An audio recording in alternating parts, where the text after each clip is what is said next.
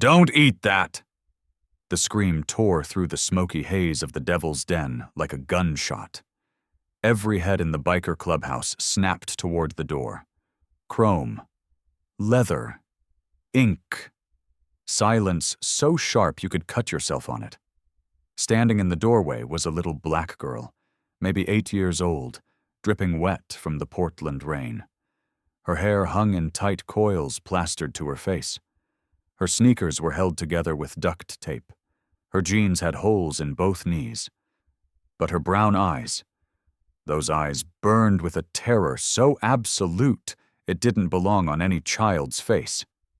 Behind her, a woman with red hair stumbled through the door, grabbing for the girl's shoulder, panic written across every line of her face.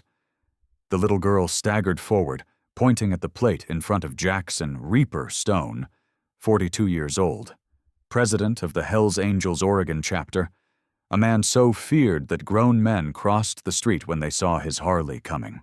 "Please, sir," the girl gasped, her small hand shaking as she pointed. "Don't eat! Please don't eat!" 15 bikers reached for their weapons. Knives, guns, chains. The woman threw herself in front of the child like a human shield. Reaper raised one tattooed hand. Everyone froze. "Why?" His voice was gravel and whiskey. "How does a little girl know what's in my food?"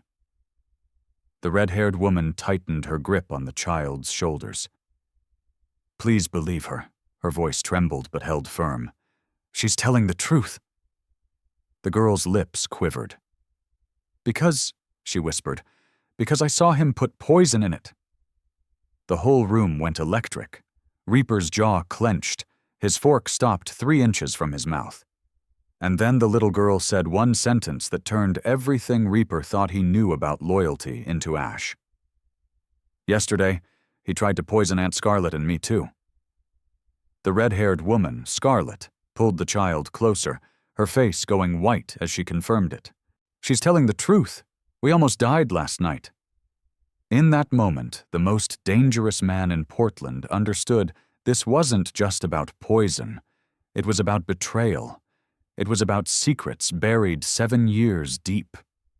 And the key to all of it was standing in front of him, an 8-year-old black girl barefoot and trembling, and a white woman willing to die to protect her. Comment where you're listening from. Subscribe to channel. Let me tell you who this little girl really was. Her name was Maya Washington, 8 years old. Born in North Portland, in a 2-bedroom apartment on Alberta Street, where the walls were so thin you could hear your neighbors' arguments, and the sirens never stopped. Maya's mother, Keisha Washington, had been a single mom working 2 jobs: breakfast shift at a diner on MLK Boulevard, night shift cleaning offices downtown. Maya barely saw her mother except for the 20 minutes between jobs when Keisha would sprint home, make sure Maya had eaten the dinner she'd left in the microwave, kiss her forehead, and disappear again into the night. But here's what nobody knew. Maya was brilliant, not just smart for her age.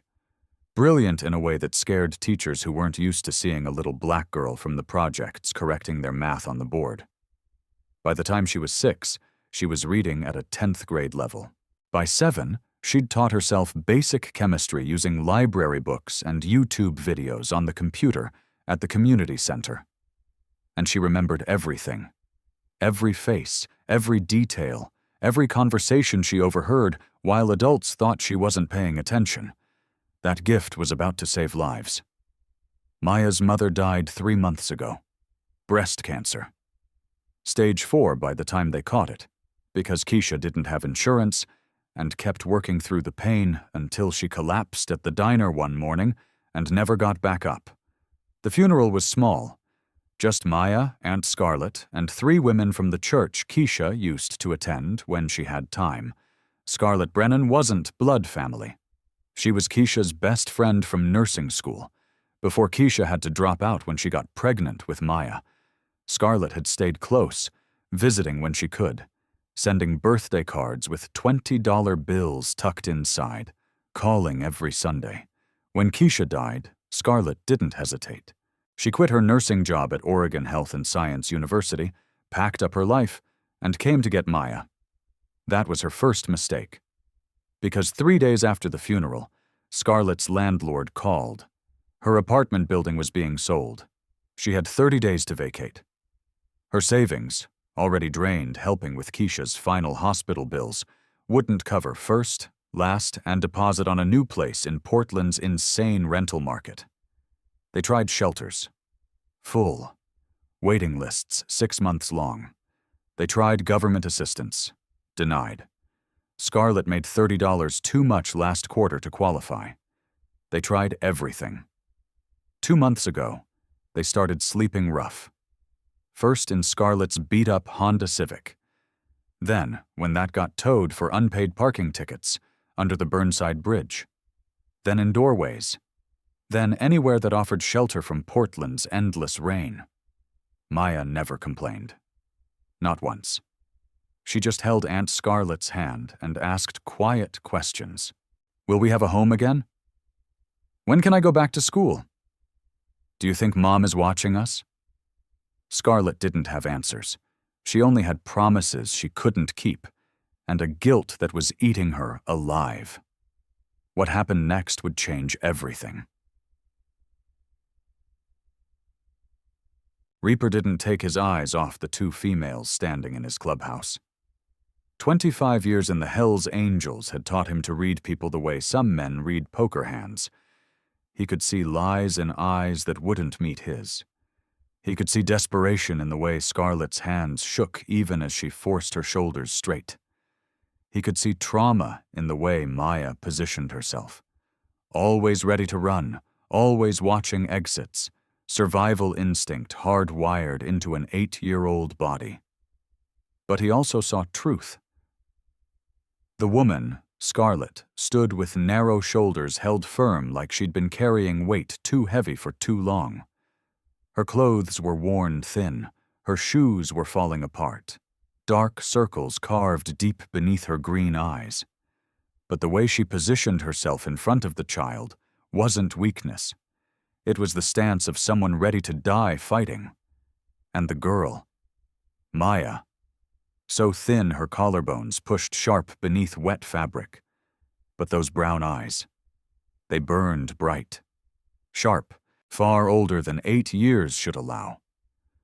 Those weren't the eyes of a child who'd been protected. Those were the eyes of a child who'd survived when the world turned its back. Reaper stepped toward them. His boots echoed through the silence, choking the clubhouse.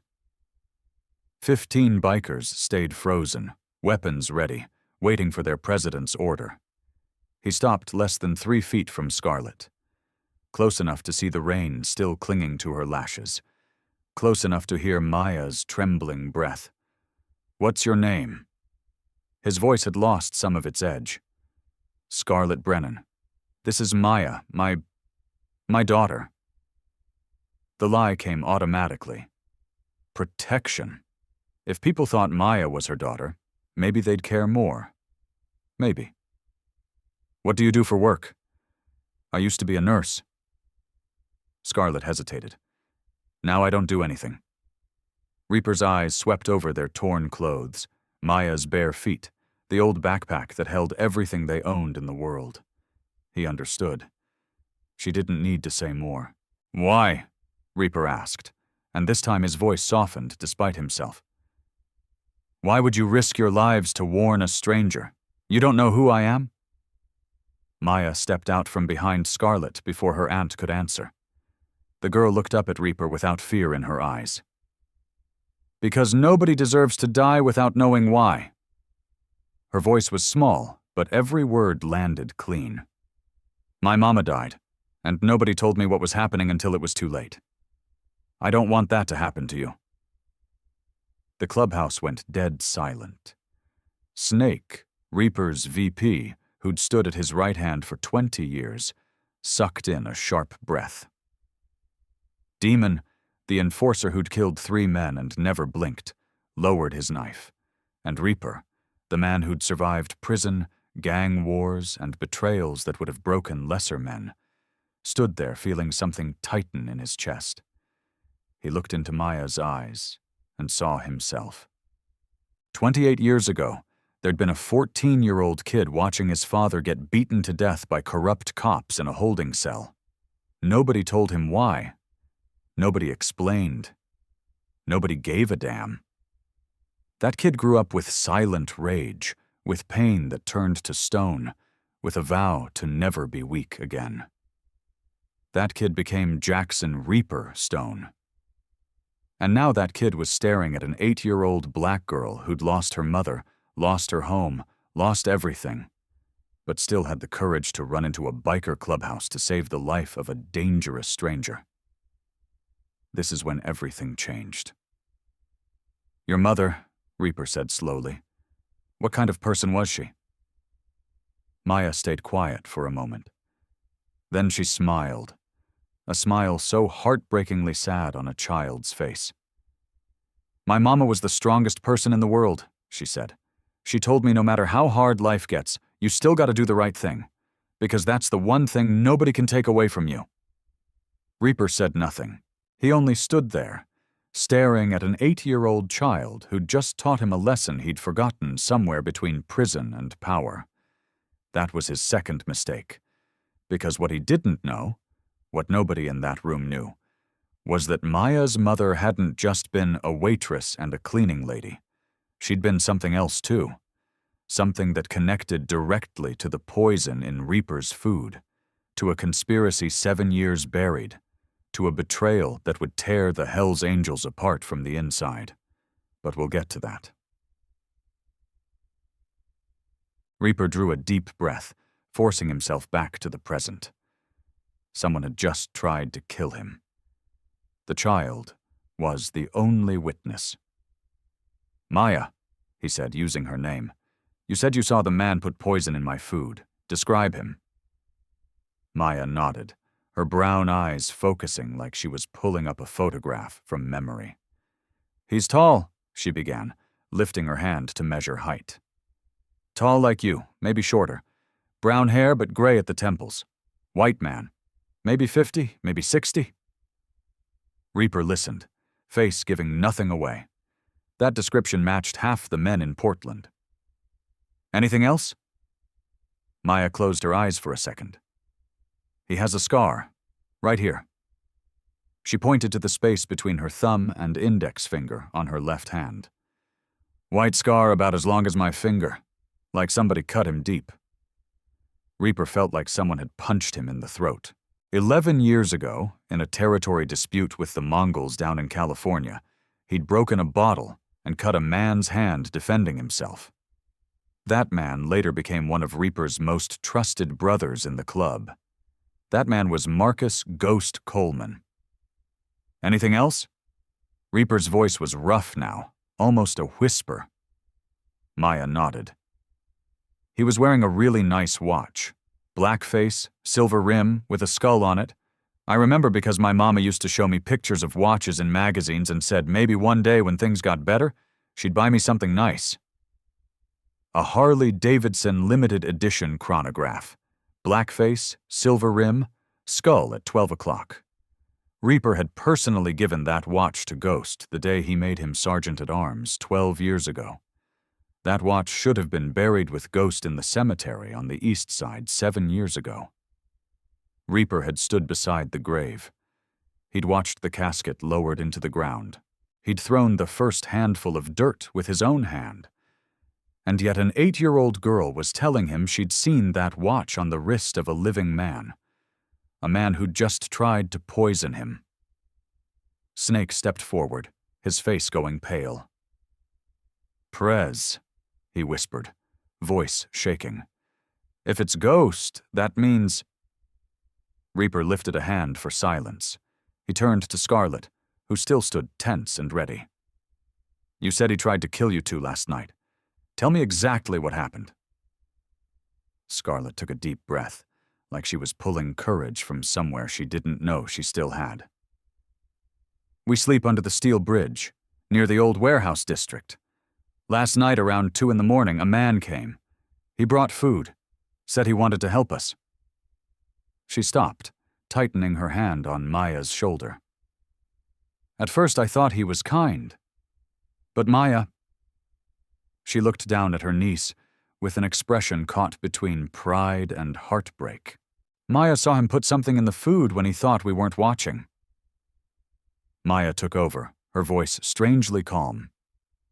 He thought I was asleep, but I was awake. I saw him take out a small bottle, pour it into the takeout box, then stir it in, exactly like he did with your plate tonight. Then what? I pretended to wake up and told Aunt Scarlett I wasn't hungry. She understood.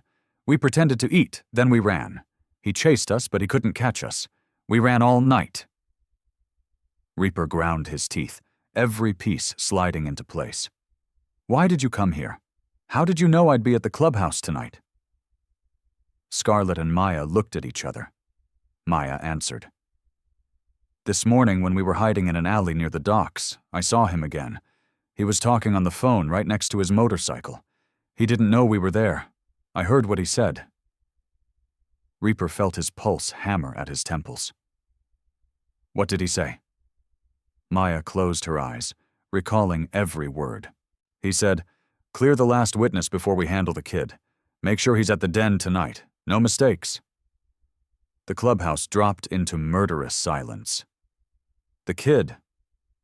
That's what Ghost used to call Reaper when he was still a teenage prospect running errands for the club. A nickname used with the fondness of a mentor, a big brother, a man Reaper had trusted with his life. Ghost Coleman hadn't died in that warehouse fire 7 years ago. He'd faked his death, and now he was coming back to finish what he'd started. But there was something else, something worse. Last witness, Reaper repeated slowly. What does that mean? Nobody answered. But everyone in that room felt it, the cold dread creeping up their spines. There had been other witnesses, other people who knew whatever Ghost was trying to hide, and they were already dead. Obris and... Snake was the first to break the silence. Prez, if Ghost is alive, we got a serious problem. He knows everything. Every safe house, every route, every business, every weakness. We need to move now. Demon nodded, arms folded across his chest covered in scars and ink. And we got a witness problem. He glanced toward Scarlett and Maya, eyes cold as January. They're civilians. They know too much. In our world, that's a liability we can't afford. Scarlett immediately pulled Maya behind her, body going rigid like a drawn wire, ready to fight even though she knew she had no chance. But before she could say a word, Reaper spoke. Enough. 2 words, not loud, but carrying the weight of a death sentence. Snake and Demon both froze. Reaper turned to his 2 most trusted men, his dark eyes hard as tempered steel. These 2 just saved my life. While someone on the inside was trying to poison me, 2 complete strangers who don't know who I am, who owe me nothing, risked their lives to warn me. He stepped toward Scarlett and Maya, placing himself between them and his men, like a fortress wall. From this moment on, they're under my protection, club protection. Anyone touches them, that person dies. No exceptions. Snake opened his mouth to argue, but one look from Reaper shut him down. After 20 years following Reaper, Snake knew when his president had made a final decision. Demon said nothing.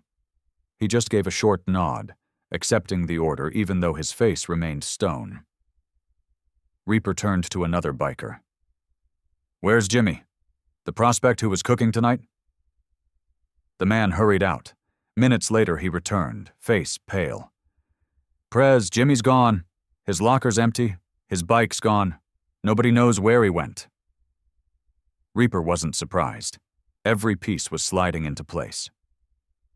Jimmy Ace Rodriguez, the prospect who'd been with the club for 2 years, always eager, always loyal, always asking to prove himself. The only person allowed to handle Reaper's food before it reached the table. Ghost wasn't acting alone. He'd planted someone inside long ago, waiting for the perfect moment to strike. "Find him!" Reaper ordered, voice cold as ice. "Alive or dead, I need him!" After his men scattered, Reaper turned back to Scarlet and Maya. The red-haired woman still stood tense, but something in her eyes had shifted. Not just fear anymore. Maybe hope, or at least a fragile trust. But it was Maya who held Reaper's attention. The girl stood there, tiny among a room full of dangerous men. But she wasn't shaking anymore. Her brown eyes studied Reaper closely, as if trying to read him, trying to understand who he really was. Reaper did something nobody in that room expected. He went down on one knee, bringing his eyes level with the 8-year-old. Snake nearly choked. In 20 years, he'd never seen Reaper kneel before anyone. "Maya," Reaper said, his voice gentler than it had been in recent memory. "You're very brave. You did something most grown men wouldn't dare do." Maya looked at him, head tilting slightly. "Will you catch the bad man? He's hurt people already. He won't stop." Reaper looked into those clear brown eyes that had seen too much darkness, and he saw intelligence, a knowledge of the world no 8-year-old should carry. "I promise," Reaper said slowly, each word like an oath. "I will find him. I will catch him. And I will make sure he can never hurt you or Scarlet again." Maya watched him for a long time, then nodded. "My mama said good people always keep their promises. I'll wait and see if you're a good person." Reaper didn't answer. He only stood, carrying a promise heavier than any deal he'd ever made with rival clubs or criminal enterprises. This is when he made a choice that would cost everything. The black Harley-Davidson roared through Portland's rainy streets. Behind Reaper, Maya sat holding tight to his leather cut, her small arms wrapped around his waist. Scarlet rode behind Snake on a second bike, her red hair whipping in the wind. Outside, neon lights blinked, and traffic still moved like the world had no idea an assassination had almost happened in a biker clubhouse 30 minutes ago. They pulled up to the Hells Angels compound on the east side, 3 acres of land surrounded by chain-link fence topped with razor wire. Guard dogs patrolling, cameras everywhere. This wasn't a home. This was a fortress. Maya awoke fully when the bikes stopped at the gate. She rubbed her eyes, looked through the fence, and her mouth fell open. "This place is huge," she whispered, brown eyes wide. "It's bigger than my whole apartment building." Scarlet said nothing, only squeezed her niece's hand. She was overwhelmed, too. Not by the size, by the distance between their world, sleeping under bridges, and the world of the man who'd just brought them here. They stepped inside the main clubhouse. The interior was rough. Concrete floors, pool tables, a bar that ran the length of one wall, motorcycle parts scattered in corners, leather couches worn smooth by years of use. But there was heat, lights, safety. Reaper led them upstairs to a room with 2 beds and a window overlooking the compound. Clean clothes had been laid out, the right sizes. Reaper had called ahead. Maya stepped into the room like she was walking on sacred ground. She went to the bed and reached out, her small fingers touching the sheets. "They're soft," she whispered, voice trembling. Then she turned to Scarlet, tears in her eyes. "Aunt Scarlet, it's been so long since I slept in a real bed." Scarlet couldn't answer. She turned away, walked to the window pretending to look outside, but her shoulders shook and Reaper could see she was crying. Crying from relief, crying from shame, crying from the pain of realizing that for 2 months her niece had slept on concrete, on park benches under wet bridges. An 8-year-old should sleep on a soft bed every night, should have stuffed animals, should listen to bedtime stories. Instead, Maya had learned how to survive. Reaper quietly withdrew, leaving them their privacy. He ordered hot food brought up. Half an hour later, when he returned, Maya had eaten and fallen asleep on the bed, her small body curled under a blanket, face peaceful, breathing steady. Scarlett sat beside her, watching her sleep, still holding the child's hand like she was afraid if she let go, she'd lose her forever. Reaper knocked lightly. Scarlett looked up. He stepped in with 2 cups of hot coffee, steam rising. He offered one to Scarlett. She took it with hands that still trembled. "Thank you," she said softly. "For everything." Reaper didn't answer. He just nodded and sat in the chair across from her. He looked at Maya, sleeping, then back at Scarlett. "She's everything I have left," Scarlett said like she'd read his thoughts. "I promised Keisha I'd protect her daughter at any cost. Even if I have to die, I won't let anything happen to Maya." Reaper watched her, and for the first time that night, he found himself respecting a woman not for beauty or status, but for the pure strength of love. That was his biggest mistake. Because what he didn't know, what he was about to discover, was that Maya's mother hadn't just been a waitress. She'd been something else. Something that connected directly to Ghost Coleman, to a 7-year-old conspiracy, to a secret so dangerous that people had been killed to keep it buried. And the truth was about to destroy everything Reaper thought he knew.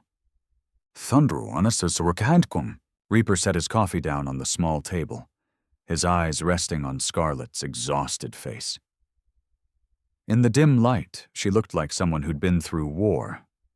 He didn't ask, but his silence felt like an invitation, and Scarlett began to speak as if she'd carried these words too long.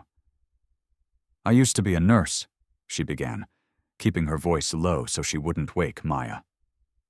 "Worked at Oregon Health and Science University, oncology ward. 6 years watching people fight cancer, watching them win, watching them lose." She paused, eyes distant. "But you can't get used to death when it knocks on your own door." Reaper said nothing, just listened. "Keisha Washington, Maya's mother, was my best friend from nursing school. She had to drop out when she got pregnant. The father took off. Never met him, never wanted to." Scarlett looked down at Maya sleeping. Keisha raised Maya alone. 2 jobs, no help, no breaks, but she loved that girl more than her own life. "What happened?" Reaper's voice was quiet. 3 months ago, Keisha collapsed at work. By the time they got her to the hospital, the cancer had spread everywhere. Stage 4. The doctors gave her 2 weeks. Scarlett's voice cracked.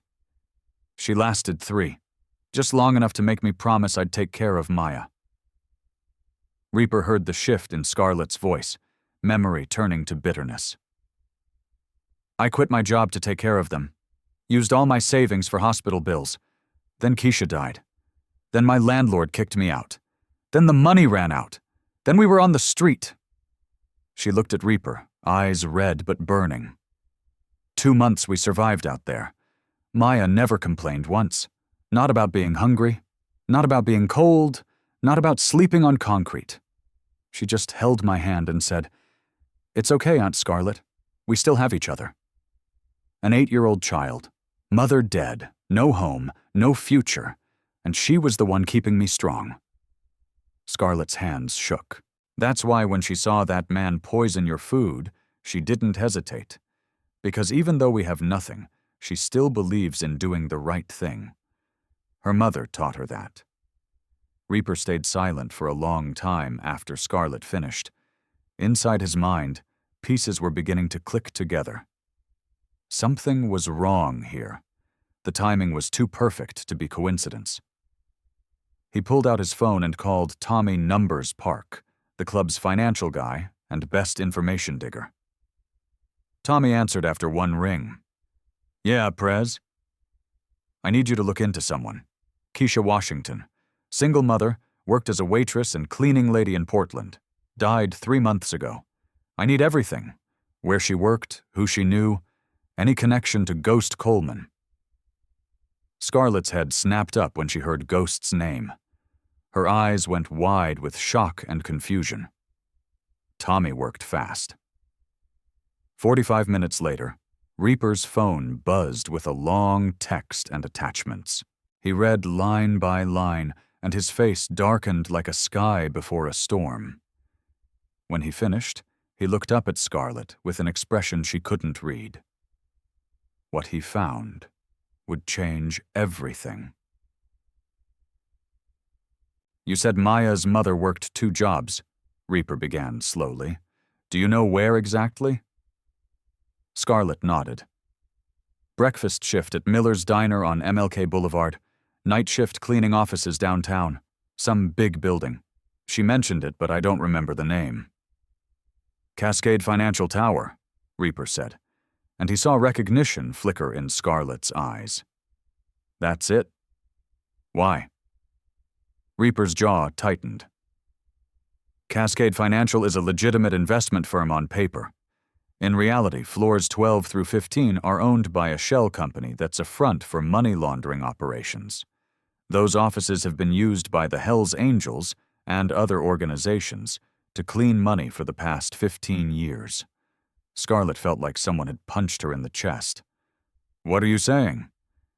"Keisha Washington cleaned those offices for 7 years. The same 7 years Ghost Coleman was supposedly dead.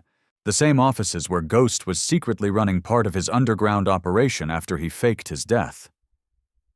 Reaper leaned forward. "Cleaning ladies see everything. They're invisible. People talk around them like they're not even there. They have access to trash, to documents, to conversations nobody thinks twice about." Scarlett's hands went cold. "You think Keisha knew something?" "I think Keisha saw something, or heard something. Something that connected to Ghost Coleman. Something dangerous enough that when Ghost decided to come back and execute his larger plan, he needed to clean up loose ends." Reaper's eyes were hard. "People who knew too much. People who might talk." "But Keisha died of cancer," Scarlett protested. "Natural causes." "Did she?" Reaper's voice was quiet. "Or did someone make sure her treatment failed? Make sure she never got well enough to talk?" Scarlett felt sick. That's insane. You're saying someone killed her?" "I'm saying Ghost Coleman is thorough, and I'm saying that you and Maya became targets the moment Keisha died. Because Ghost couldn't be sure what Keisha might have told you, what Maya might have overheard, what evidence might have been left behind." Reaper stood and walked to the window, staring out at the darkness swallowing the compound. "You and Maya weren't random targets. You're the last witnesses on Ghost's list, and he won't stop until you're dead."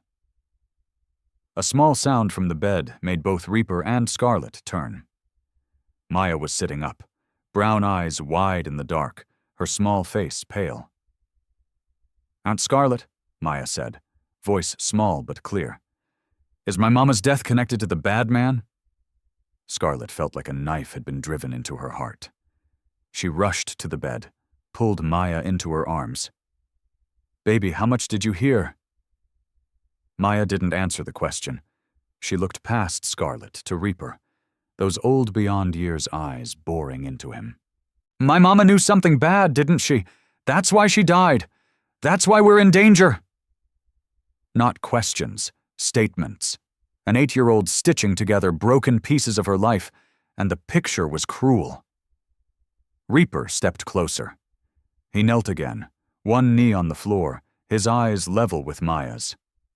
"I don't know everything yet," he said honestly. "But I'm going to find out, and I'm going to make sure nobody hurts you again." Maya looked at him without blinking. "You promise for real? Not like grown-ups promise and then forget?" "I promise for real," Reaper said, "and Jackson Stone never breaks a promise." What happened next will shock you. Morning light cut through the windows of the clubhouse meeting room. Reaper sat at the head of the long table, face cold as stone, dark eyes sweeping across every man present, Snake on his right, Demon on his left, Numbers across from him with a laptop open. And in the corner, Scarlett sat in a single chair, her presence drawing looks, but nobody dared object. Reaper's order had been clear. "Report," Reaper said, voice like ice. Snake cleared his throat, opened a notebook. "Jimmy Ace hasn't been found. We checked his apartment, completely empty. He moved out weeks ago. This was planned. His bank account was drained 2 weeks ago. He didn't run in panic. He was ordered to disappear." Reaper nodded. "Expected?" Demon spoke next, voice low and rough. "4 brothers have been missing since last night. Checked their houses.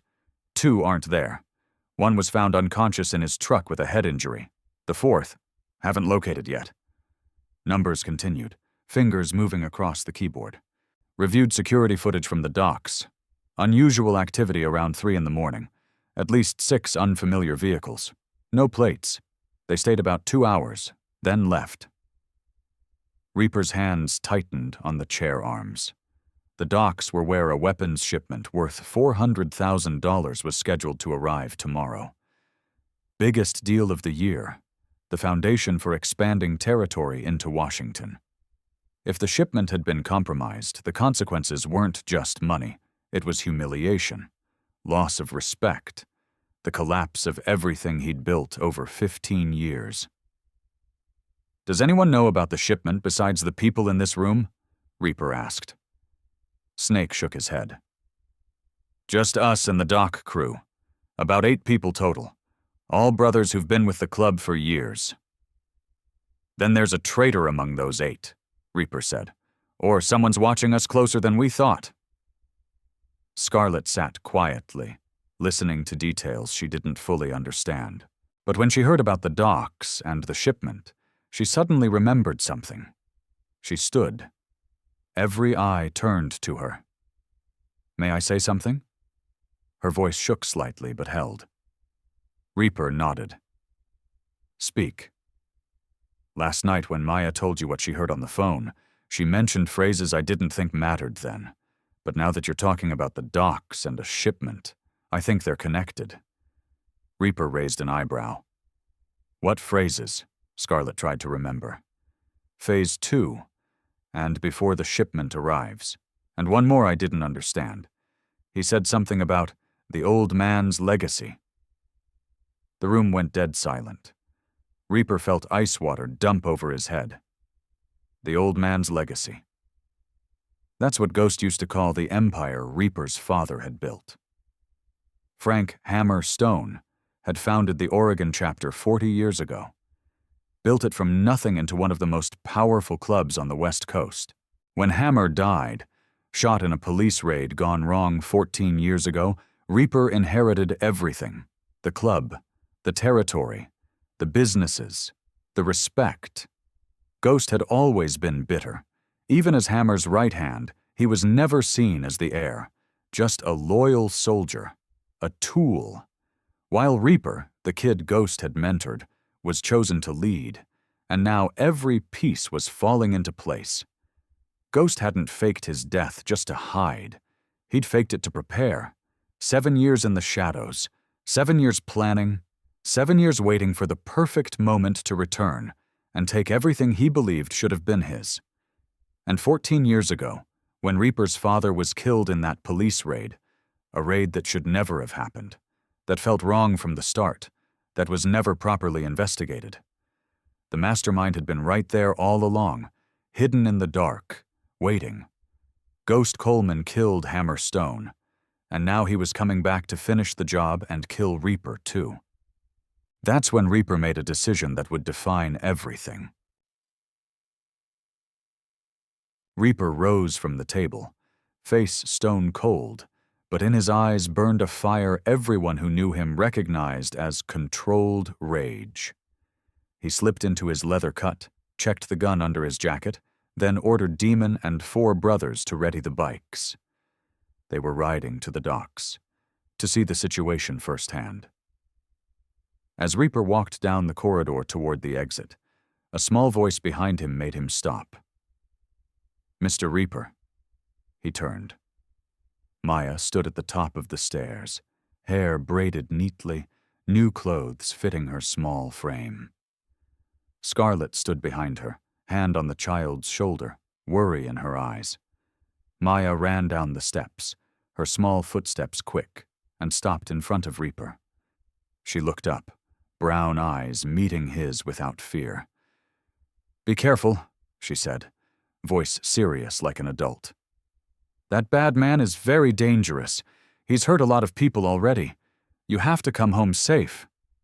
Reaper felt something warm spread through his chest. Something he thought had died long ago. He bent down, set a hand on Maya's head, gently smoothing her hair. "I'll be careful, and I'll come back. I promised, remember?" Maya nodded. Then suddenly she threw her arms around Reaper's neck in a brief hug before turning and running back to Scarlet. She took her aunt's hand, watching Reaper leave with eyes full of worry and trust. The bikes tore through Portland streets toward the industrial docks on the Willamette River. Reaper sat in front, mind threading every piece together. Ghost was alive, planning to seize control, and Scarlet and Maya were still in his crosshairs. The docks appeared ahead, a maze of shipping containers, silent cranes rising like steel skeletons, the sharp smell of salt water mixed with diesel. The Hells Angels warehouse stood at the end of Pier 9, a massive metal building with rolling doors and security that should have been impossible to breach. But when they arrived, the door had been blown open, the electronic lock disabled. Reaper signaled Demon forward. They moved inside, guns drawn. The sight made Demon curse. 4 men, dock workers missing since last night, were bound inside a shipping container, mouths taped, faces bruised and bloody. Reaper ordered them cut loose. When the tape was ripped away, one of them, a brother named Carlos who'd been with the club 10 years, spoke immediately in a hoarse rasp. "They came at 3 in the morning, Prez. About 8 men. Heavy weapons. We didn't stand a chance." The leader, Carlos swallowed hard. He had a scar on his left hand, asked about the shipment, the schedule, everything. Reaper ground his teeth. "What did you tell him?" Carlos lowered his head in shame. "Nothing, I swear. But he acted like he already knew. Just wanted confirmation. Then he left us here and said he'd come back after the job was done." Demon was searching the area when he found something under a workbench. "Prez, this." He handed Reaper a small slip of paper. A receipt from Harbor View Motel, room 218, dated yesterday, and beside it, a burner phone. Reaper turned the phone on, checked the messages. 2 texts. First, "Meet at the old place, 3 a.m. Second made Reaper's blood boil. Confirmed secondary targets, black female child and redhead woman. Eliminate both. He was still hunting them. Ghost was still hunting Scarlet and Maya. And the phone, the receipt, everything had been left in the open intentionally. Not a mistake, an invitation, a trap set by a man who wanted to be found. Here's what they didn't want you to know. While Reaper was at the docks, the compound fell into strange quiet. Scarlet sat on the couch in the main room, holding a cup of tea gone cold, staring out the window as afternoon sun faded. Maya sat beside her, knees drawn up, head resting on Scarlet's shoulder, brown eyes following birds across the sky. "Aunt Scarlet," Maya said suddenly, "is Mr. Reaper a good man or a bad man?" Scarlet flinched. She looked down at her niece, searching for words. "Why do you ask, baby?" Maya stayed quiet for a moment, eyes distant. "Because he has power like the bad man. He has money. He has people who do what he says. He's dangerous." She paused. "But he looks at you different than how bad people look at good people." Scarlet's heart jumped. "What do you mean?" Maya lifted her face, clear brown eyes meeting Scarlet's. "The bad man looked at us like we were nothing, like we were trash he wanted to throw away." She paused again, searching for words.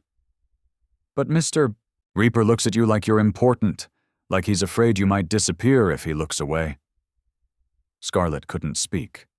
She only pulled Maya into her arms, hiding her face that had gone hot. She didn't know an 8-year-old could see so clearly. Night came. Deep night. Scarlett put Maya to bed, but couldn't sleep herself.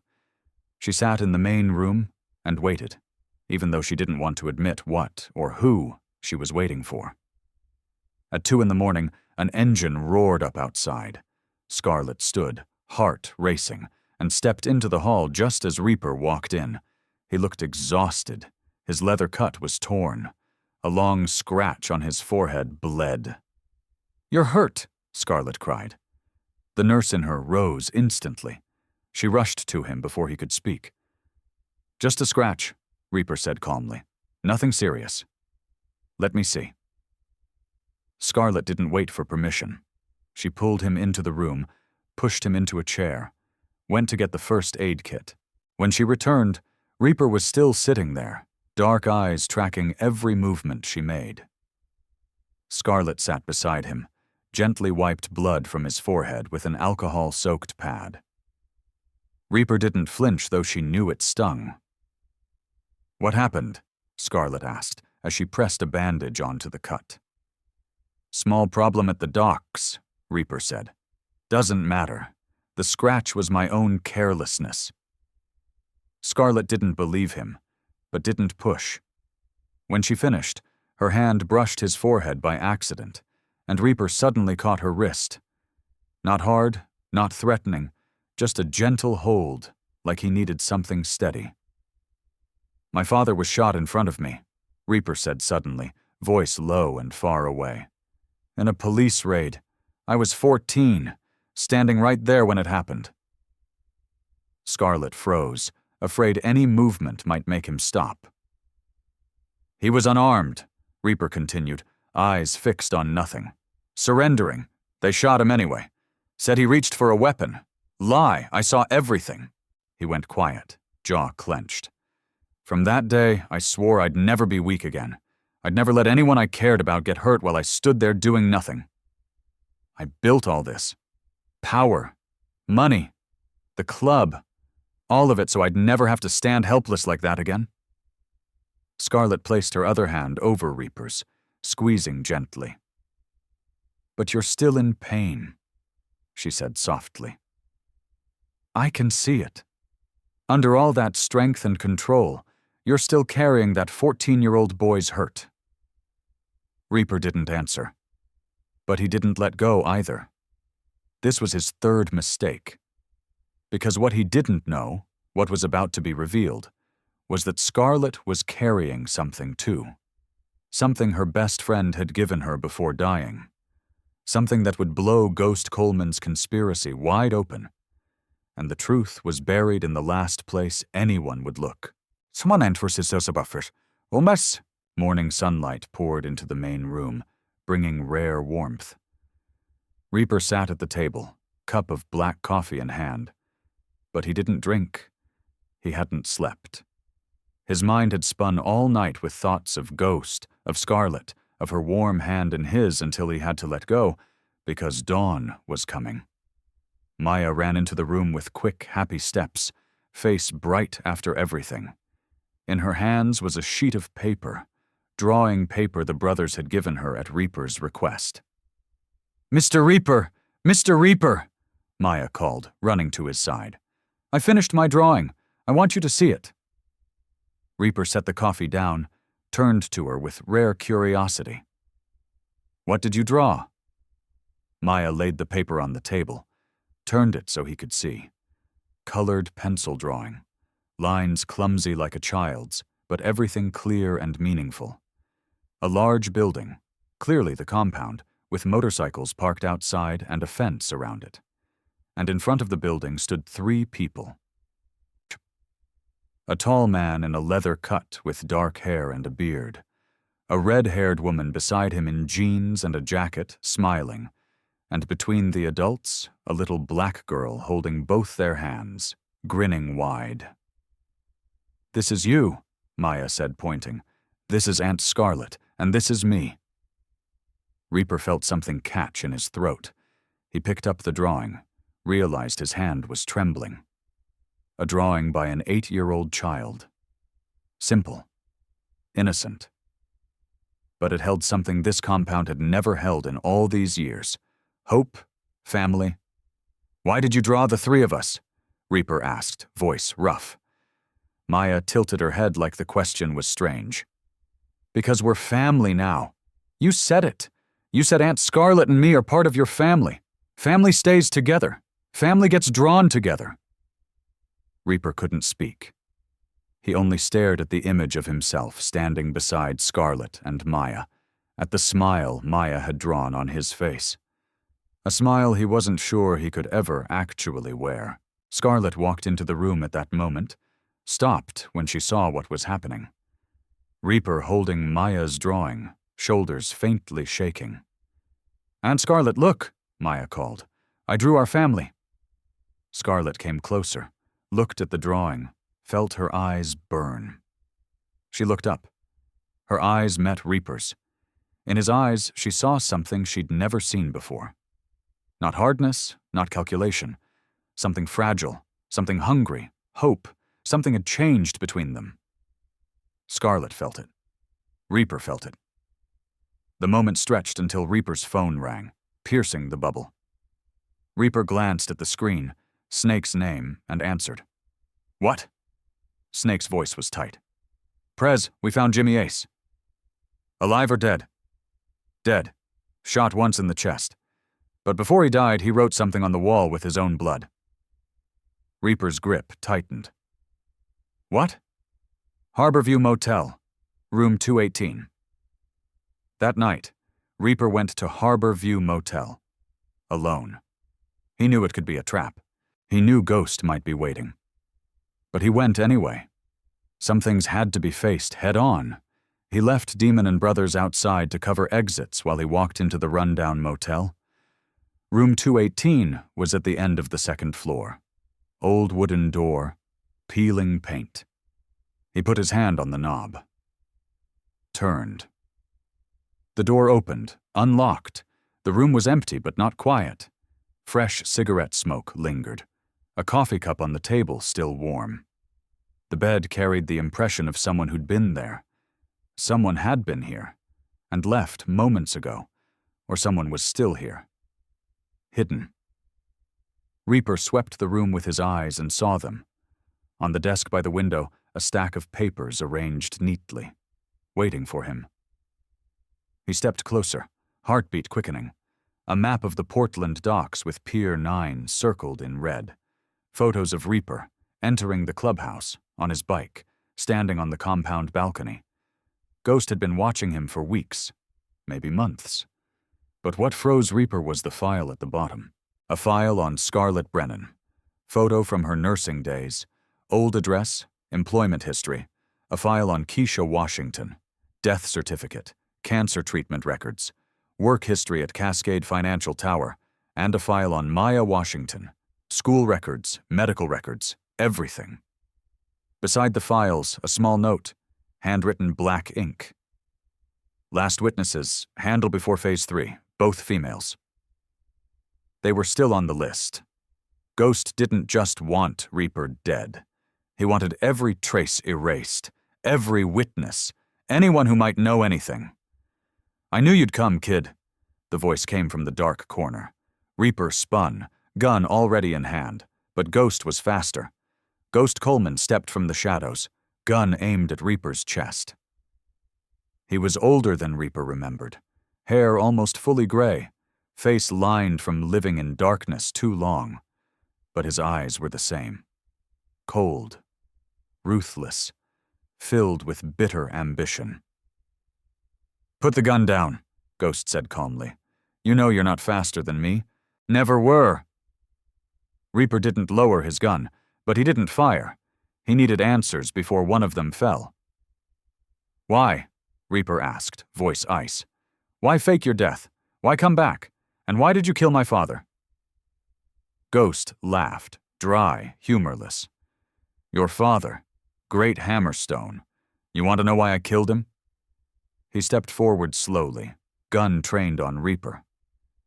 "Because he was a fool.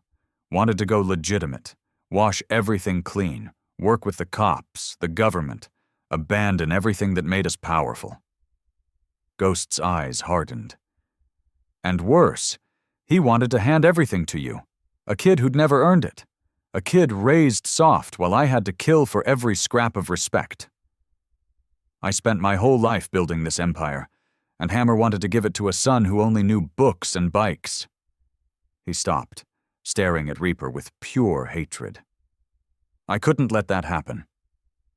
"So you killed him," Reaper said, voice shaking with rage.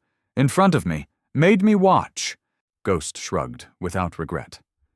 "I wanted you to see. Wanted you to know power has a price. Wanted you to grow up afraid." He smiled. "And you did exactly what I wanted.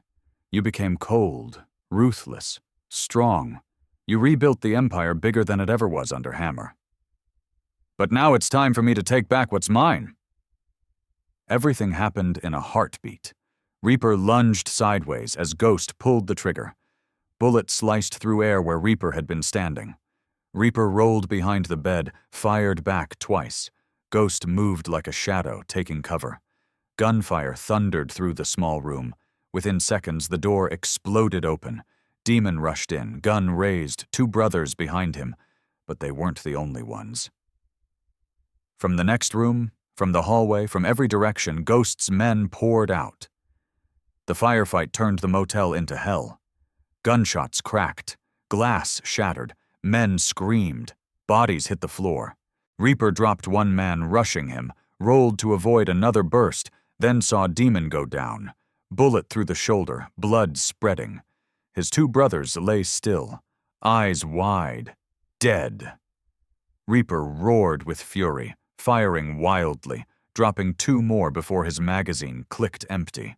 He grabbed a gun from a dead man, kept fighting, but he knew the balance was tipping. Too many of them. In the chaos, Ghost's voice came from somewhere in darkness, calm as if sipping tea. "You want to know what happened to Keisha Washington?" Reaper didn't answer. Too busy dropping another man. "Keisha didn't just clean offices," Ghost continued. "She was smart, observant. She saw documents she shouldn't have seen, heard conversations she shouldn't have heard. She knew about my operations, about the money, about everything I'd hidden for 7 years. So I made sure her cancer treatment failed, made sure she never got well enough to talk." Reaper felt sick. "But before she died," Ghost went on, "she wrote everything down, gave it to someone she trusted, her best friend." Reaper's heart stopped. "Scarlett Brennan has evidence that could destroy me. She might not even know what she's carrying. But Maya might have heard something, seen something. That's why they have to die. Both of them. No witnesses. No loose ends." Reaper had to get out, had to get back, had to protect them. He grabbed Demon, yanked him up despite the blood. "Move!" They charged for the window. Reaper shot out the glass, jumped to the awning, dropped to the ground. Demon followed, face pale from blood loss. They ran for the bikes, got on, tore into the night. Behind them, gunfire still echoed. But Reaper didn't look back. One goal. Home. As the bike turned onto the main road, Reaper's phone buzzed. Text from Snake. "Prez, trouble at the compound. Security breach." Reaper's heart stopped. Ghost wasn't at the motel to face him. He was there to hold him in place, to buy time, for his men to attack the compound. Scarlett, Maya. Reaper slammed the throttle, the bike screaming through the night toward home. He prayed for the first time since he was 14. Prayed he wasn't too late. What Ghost didn't know would cost him everything. Reaper drove like death itself was chasing him, hands locked on the handlebars, eyes welded to the road. Demon sat behind him, one hand pressed to his shoulder wound, face gray, but forcing himself to stay conscious. The compound came into view, and Reaper's heart sank. The front gate blown apart. 2 unfamiliar trucks in the yard. Gunfire echoing from inside. Bodies of 2 gate guards on the ground. Blood pooling under security lights. Reaper didn't stop at the front. He swung around back to a hidden entrance, a tunnel built when Hammer was still alive, leading from the old garage into the basement. He left Demon with the backup gun, then plunged into darkness alone.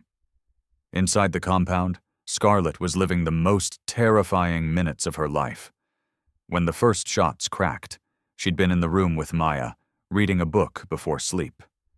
Survival instinct snapped awake. She grabbed the gun Reaper had left for her, took Maya's hand. Ran. She remembered the safe room Reaper had shown her. Hidden room behind a false wall in the main office. Steel door, electronic lock. She pulled Maya down the hallway, hearing gunfire growing closer. Screams. Glass shattering. They reached the office. Scarlett shoved aside the panel, punched in the code with shaking fingers. Steel door swung open. She pushed Maya inside first, then turned and stood in the doorway. Gun raised, ready to fire at anyone who appeared. "Aunt Scarlett," Maya whispered behind her, voice trembling but not crying. "Are we going to be okay?" Scarlett looked back, saw the girl clutching the drawing she'd made that morning, the one with 3 figures standing together. Even in the most dangerous moment, Maya held that drawing like hope. "We're going to be okay," Scarlett said, forcing steadiness into her voice even though her heart was exploding. "Mr. Reaper will come back. He promised, and he never breaks promises. Blah." Down in the basement, Reaper moved like a ghost. He killed 4 intruders on his way up. Silent, efficient, no hesitation. He knew this compound like his own hand, every corner, every blind spot, every hiding place. By the time he reached the main floor, most attackers were down or pinned in gunfire with surviving brothers. Reaper didn't stop to help. One target, the office, the safe room. He charged up the stairs, dropped 2 men blocking his path, kicked the office door open. Empty. But the panel had been pushed aside. The safe room door shut tight. He stepped up, knocked. "Scarlett, Maya, it's me, Reaper." Inside, Scarlett heard that voice and nearly collapsed with relief. But she didn't lower the gun. Life on the street taught her never trust until you see. "How do I know it's you?" Reaper was silent a beat, then spoke. "You promised Keisha you'd protect Maya. That's the only thing keeping you alive. Maya told me I look at you different than how bad people look at good people, and this morning she drew a family picture with 3 people. Scarlett broke into tears. She entered the code. The steel door opened. She saw Reaper standing there, leather cut torn, face smeared with blood and dirt, but alive and home. She ran to him. Maya ran after her. Reaper did something he'd never done in his life, opened his arms and pulled them both in, held them tight like if he let go they'd vanish, held them like a man who'd been lost in darkness too long and finally found light. Maya lifted her face, brown eyes wet but shining with joy. "Mr. Reaper," she said, voice trembling with hope. "Now we really are a family, right?" Reaper looked down at the child, then at Scarlett crying in his arms. "Yes," he said, voice rough with emotion, "we are." But the truth they buried for 7 years was about to come out, and it would change everything. After the situation was contained, Reaper took Scarlett and Maya to the basement, the safest place in the compound.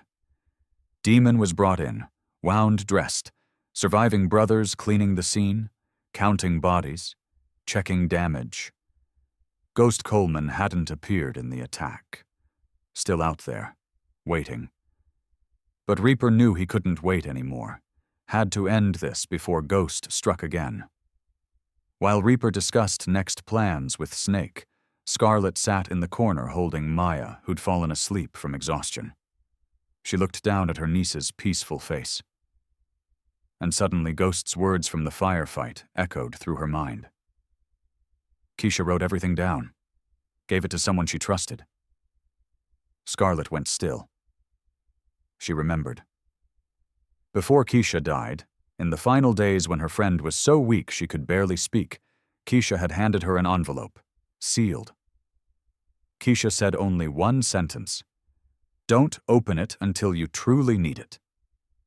Scarlet had kept that envelope in the pocket of her old coat, the coat she wore through 2 months on the streets. She'd never opened it, thought it was only a goodbye letter. Her friend's last words. She hadn't had the courage to read it, afraid if she did, she'd fall apart.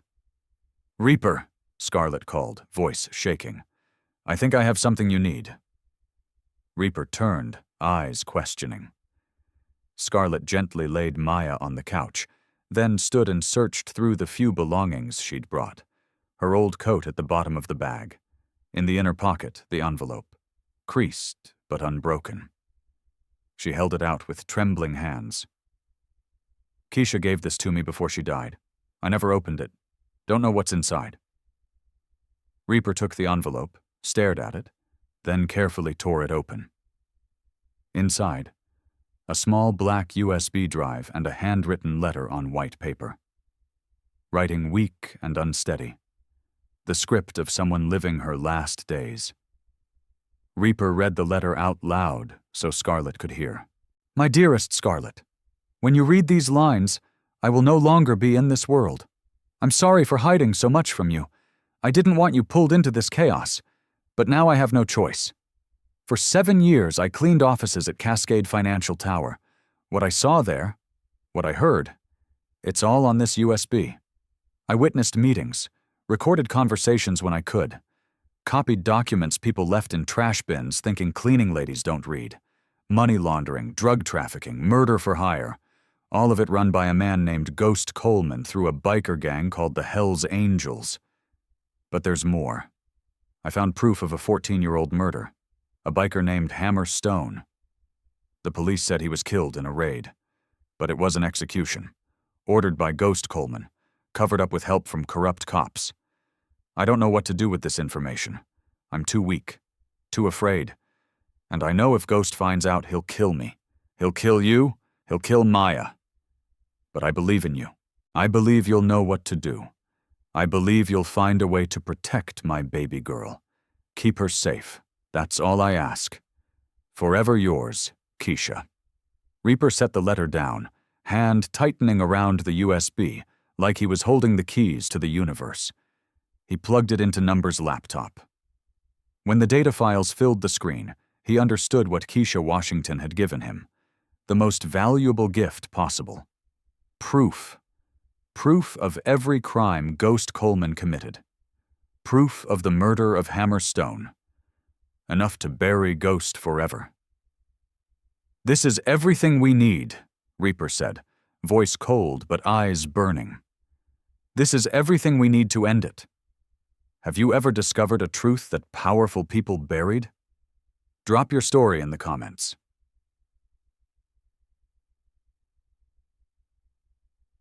Reaper spent 2 days preparing.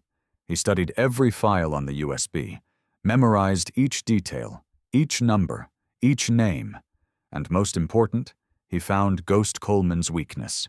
Warehouse District, east side of Portland, Warehouse 47, the place where Ghost had faked his death 7 years ago in a perfectly staged fire. Where Ghost stored most of his illegal wealth. The secret command center of the network he built while hiding. And where Reaper would end everything. He sent Ghost a simple message through one of the men they'd captured. "Warehouse 47, midnight. I have what you want, and I know you'll come." Reaper knew Ghost couldn't ignore it. The USB held enough evidence to destroy him completely. Ghost would never rest knowing it was in enemy hands. He would come. He had to. That night, the warehouse district sank into darkness and fog. Warehouse 47 stood like a sleeping beast, rusted steel doors, broken windows, marks of time and abandonment. Reaper arrived an hour early, placed his men in every strategic position, every entrance, every exit, every high point with full view. Snake commanded the rifle team on the roof across the street. Demon, shoulder still bandaged but refusing to stay behind, led the rear breach team. And Reaper stood alone inside the warehouse, waiting. At exactly midnight, an engine sounded in the distance, then died. Footsteps echoed across cracked concrete. Ghost Coleman walked in, alone, as if he feared nothing. Black leather, gray hair slicked back, a smile so confident it turned arrogant. "You came here alone, kid," Ghost said, voice echoing through empty space. "Thought you were smarter than that?" Reaper didn't answer right away, only stood, dark eyes locked on the man who killed his father, who tried to kill him, who threatened the people he loved. "I didn't come to fight, Ghost. I came to end this." Ghost laughed, cold sound rolling through darkness. "End it? What you gonna do? Hand the USB to the cops? I got people in every precinct, every agency. Your evidence will vanish before ink dries on an arrest warrant." "I'm not giving it to the cops," Reaper said, voice ice. "I'm giving it to the press, to the FBI, to every organization you can't buy. And I already sent copies to 20 different addresses with instructions to release them if I don't come home before dawn." The smile vanished from Ghost's mouth. For the first time, worry crossed his eyes. "You wouldn't dare," he snarled. "I already did," Reaper said, "but first I want you to know something." He stepped forward, moonlight cutting through broken window onto his face. "I'm not my father. I don't want to go legitimate or make peace, but I'm not you either. I don't kill for ambition or greed. I have principles. My principle is protecting family." "Family?" Ghost scoffed. "What family? Your father's dead. You got no wife, no kids. You're just a lonely man pretending he's a king." "I have family," Reaper said. And for the first time that night, his voice warmed.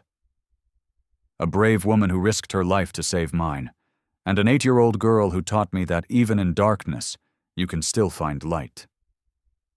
They are my family, and I will protect them at any cost." Ghost stared at Reaper like trying to understand the man in front of him.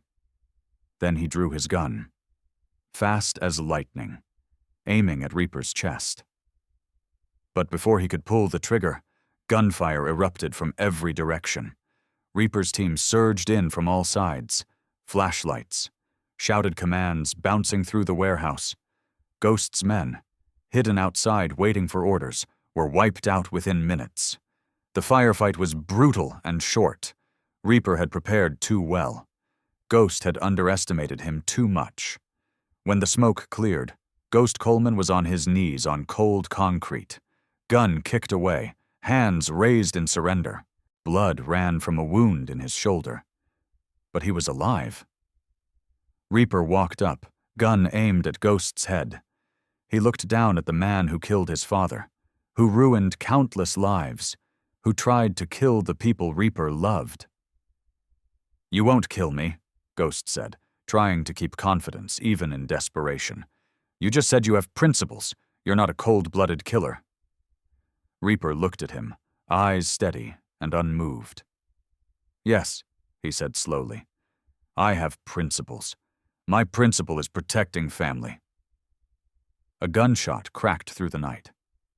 Ghost Coleman fell, eyes wide, staring up at the dark warehouse ceiling, the same place where 7 years earlier he'd pretended to die to begin his plan for power.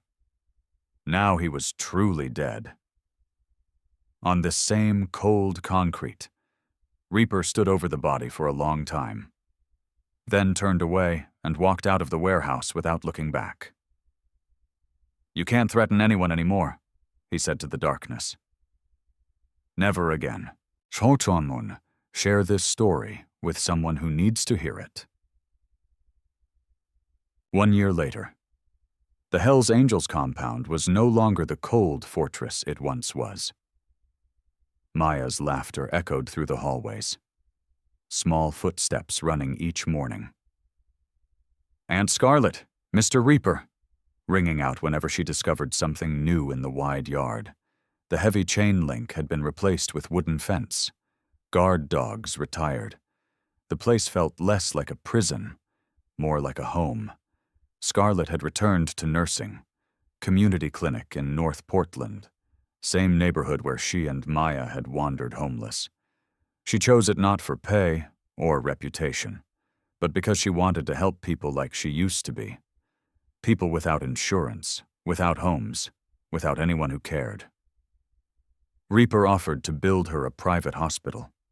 Scarlet refused, said she didn't need luxury, just needed to do what she loved, beside the people she loved.